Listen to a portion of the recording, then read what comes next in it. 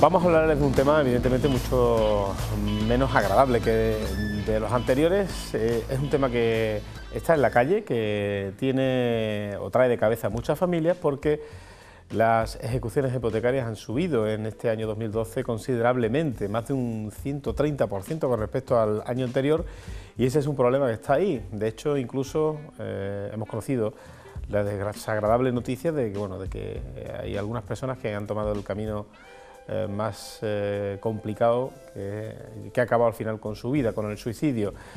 Está con nosotros Antonio Olaya, delegado de Oxbank en Huelva. Antonio, ¿qué tal? Buenas tardes, gracias como siempre. Es el problema que me imagino os encontráis en Oxbank cada día, ¿no? Realmente es raro el día, todos los días tenemos 2 o 3 consultas y gente que viene realmente desesperada, que no saben ya qué hacer. Y esta situación que tú planteas y que dices, más de una vez he tenido yo que a muchos de los asociados que vienen, o clientes que vienen a informarse, o ciudadanos que ni siquiera son clientes ni asociados, sino que gratuita y altruistamente pues nos ofrecemos a tratar de ayudarlos. Más de uno he tenido que quitarle la idea de la cabeza, es que llegan que están desahuciados, que no saben qué hacer, porque van a perder todos sus ahorros, toda su vida. Son personas muchas veces que han comprado 2 y 3 viviendas, han ido cambiando y al final se encuentran que tienen una vivienda mucho más grande, mucho mejor, pero con una hipoteca que no pueden pagar y han perdido todo.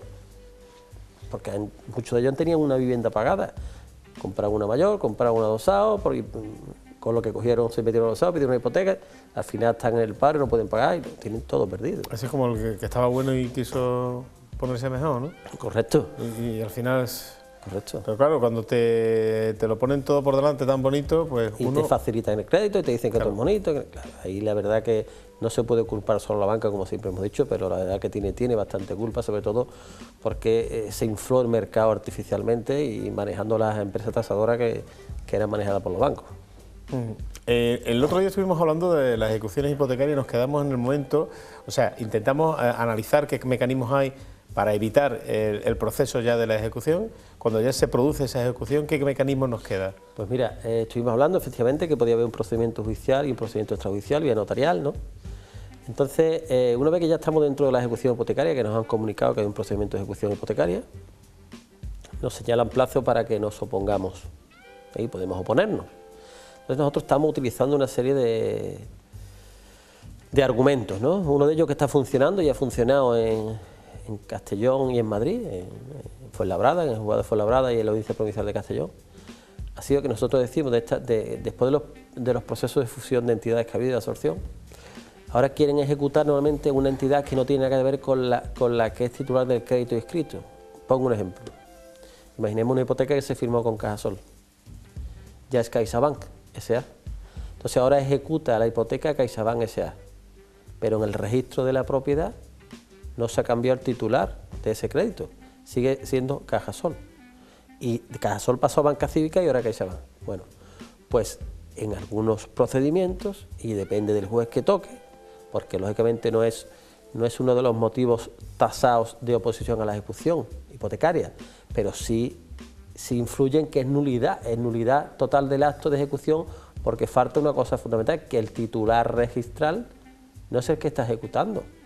O sea, te tiene que ejecutar el titular de la hipoteca, y como la hipoteca tiene efecto constitutivo con la inscripción, nosotros entendemos, y así lo hemos hecho saber, y tenemos ya 2 autos favorables, de que hasta que no esté inscrito a favor del nuevo titular, no puede proceder la ejecución.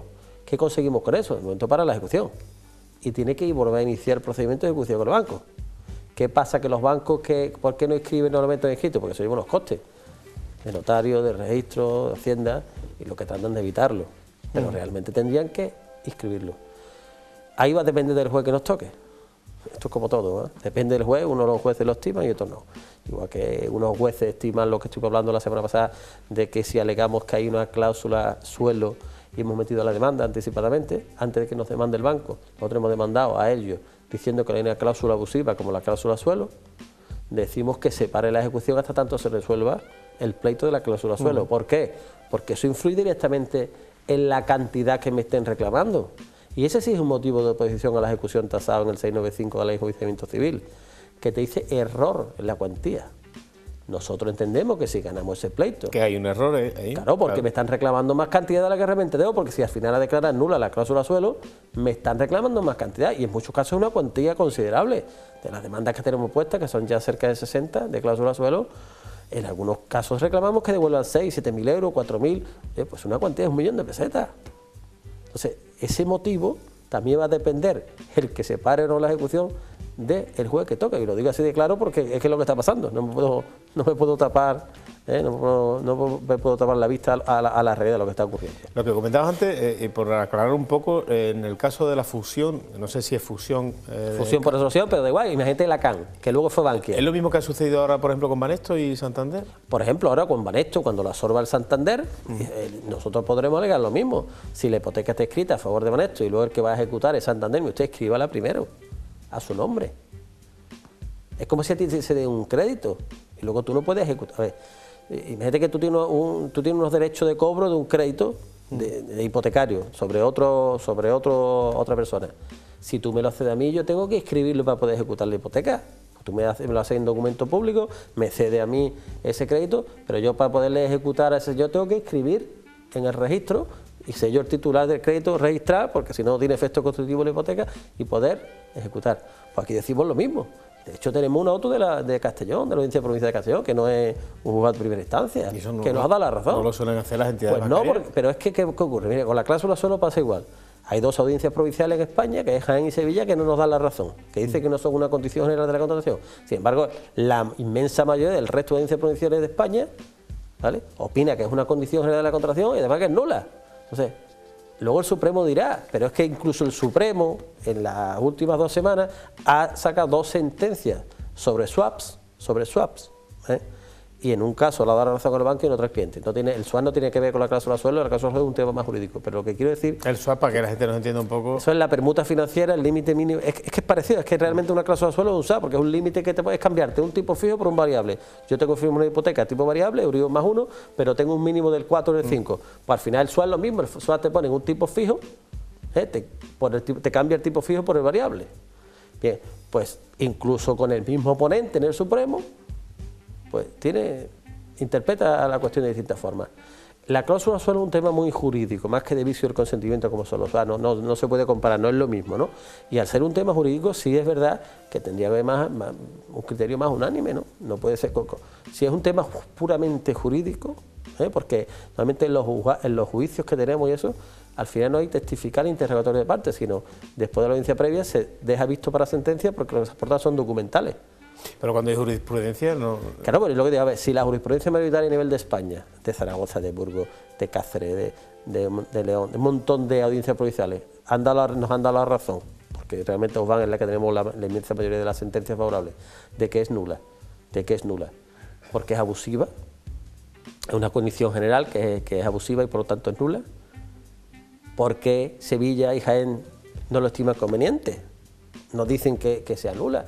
Primero porque dicen que no es una condición general de la contratación, que, por favor, es una condición general de la contratación, y además es nula. ¿Por qué? Porque es abusiva. Eso tendría que ser ya unánime porque la inmensa mayoría lo dice. Pues todavía eso se discute. Entonces, ¿a qué venía esta discusión que estamos teniendo? A que el que aleguemos que la entidad que está ejecutando no es la titular del crédito, pues va a depender también del juez que toque. Porque si en un tema que es mucho más claro en nuestro punto de vista es el tema de la cláusula suelo, que entendemos que es una condición general de la contratación que es abusiva y es nula, imagínate, pues va a depender del criterio. Pero sí es un motivo de oposición. Tenemos otro motivo de oposición en general que tenga cláusulas abusivas. Hay pendiente una sentencia que la alegamos del Tribunal de Justicia de la Comunidad Europea, de que ellos estiman, ya salió un informe de la abogada general del tribunal diciendo que el procedimiento de ejecución hipotecaria española podía adolecer de ciertos criterios un poco anticonstitucionales y abusivos. O sea, que el procedimiento de ejecución es una pisonadora que había que revisarlo. El procedimiento de ejecución, desde que se produce hasta que se produce el desahucio, o sea, todos estos mecanismos sirven para parar esto, ¿no? Vamos, son dos cosas. A esto ya estamos en otro proceso, ya estamos en la fase de que ha habido subasta. A ver, eso hay que aclararlo y viene muy bien, yo creo que lo ha hecho muy bien. Estamos todavía antes de que haya subasta. Todo lo que estamos diciendo es antes de que se produzca la subasta. O sea, fíjate, hasta que se produzca la situación que estamos viendo en pantalla, todavía nos queda un año, como yo digo.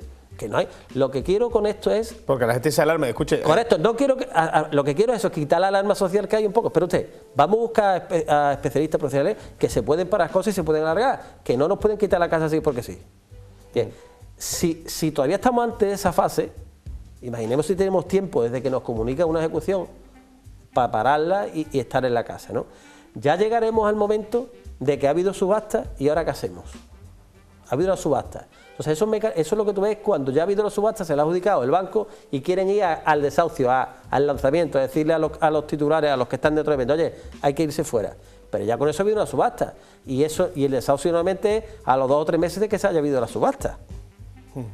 Y todavía estamos en la fase de oponernos al procedimiento de ejecución. Claro, que todavía podemos parar el procedimiento. Todavía podemos parar las subastas, claro. Que yo estoy parando las subastas el mismo día. O sea, me parece que de los últimos 10 procedimientos que yo he tenido de vivienda habitual, hablo, los fácil, vivienda habitual, 9 los hemos parado. Antes de la subasta, un día antes, 2 días antes, una semana antes, estamos parando la subasta, alegando todo lo que podemos y más. Porque entendemos que el derecho a la vivienda es un derecho constitucional que está por encima de todo. Y alegamos lo que es como en el fútbol, vale todo. Hay que meter gol, ¿no? Pues nosotros vale todo. Siempre dentro de las reglas del juego, del rectángulo de juego, pero vale todo. Y entonces buscamos los mecanismos legales dentro de la legalidad, siempre dentro de la legalidad y de respeto al fair play, como yo digo, pero buscamos lo que podamos. Si hay que meterlo con el riesgo, se mete, o con el tacón, como sea. Hay que hacerlo como sea. Entonces, quitar un poco esa alarma de que nos busquemos especialistas en la materia y que separan las ejecuciones, separan las subastas y que luego se evitan los desahucios. No sé si tenemos mucho tiempo. Es fundamental resaltar aquí tres reales decretos. El 8/2011 de 1 de julio, que es el que hacía referencia. Eso es sobre todo para cuando hay para el momento de la subasta y posterior a la subasta, para que no nos sigan reclamando la diferencia entre lo que se le ha adjudicado al banco y lo que había de hipoteca y no nos pueden embargar nuestro salario, que decíamos que se habían aumentado los mínimos. Sí. O sea, ya estamos, eso en el periodo ya después de que ha habido subasta. Real Decreto 8/2011 de 1 de julio. Mínimo 951 euros, 962 euros inembargables. Y además se eleva el 30% por cada miembro de una unidad familiar que no trabaje. Lo que dijimos, padre de familia con la mujer y un hijo, muy uno más, incluso si tiene 2, ya no te digo, se puede ir tranquilamente a 1.200, 1.300 euros inembargables. O sea, tranquilo, que aunque se queden con la vivienda, no nos pueden quitar el sueldo, que podemos comer y vivir. Y nos vamos de alquiler y punto. Bueno. Antonio, ¿un apunte más? Sí, simplemente después el Real Decreto 6/2012, que es el que introdujo el Código de Buenas Prácticas y la definición del umbral de exclusión, que ha sido un poco modificado y un poco complementado por el Real Decreto 27/2012 de noviembre, de 15 de noviembre, que es el que hace referencia a que en determinadas situaciones de exclusión y de deficiencias económicas podamos aplazar el lanzamiento durante 2 años. Ya estamos en la fase de lanzamiento, ya ha habido subasta, ya estamos con los carteles, todo el desahucio. Pues en ese momento todavía podremos parar los 2 años.